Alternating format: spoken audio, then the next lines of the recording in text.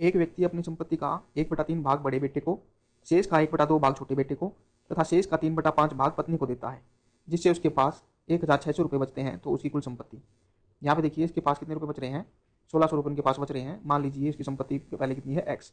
अब एक्स में से देखते हैं कि उसके पास कितने शेष बचते हैं, और जो ये शेष 1600 है ये उसके बराबर रख देंगे, हम एक्स की वैल्यू निकाल लेंगे।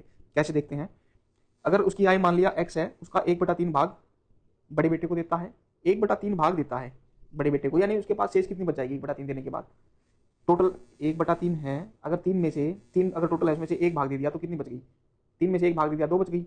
तो शेष कितने हैं उसको गुणा करेंगे 2/3 से। 1/3 देने के बाद 2/3 बचा, उसको गुणा किया, फिर 1/2 दे रहा है, टोटल 2 में से 1 दे दिया तो कितना बचा 1/2। अब 1/2 दे दी, फिर कितना दे दिया 3/5, यानी 5 में से 3 दे दिया, कितना शेष बच गया 2, यानी 2/5। 2/5 यहाँ दे दी, तो ये भी शेष है। और अब इन्होंने शेष कितना दे रखा है यहाँ पर 1600। अब हम क्या करेंगे, एक्स की वैल्यू निकाल देंगे।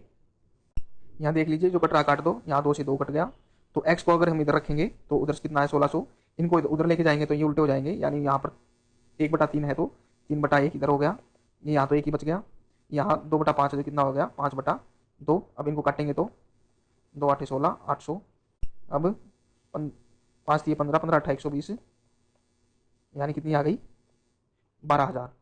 तो उसकी कुल संपत्ति कितनी थी 12,000 रुपये।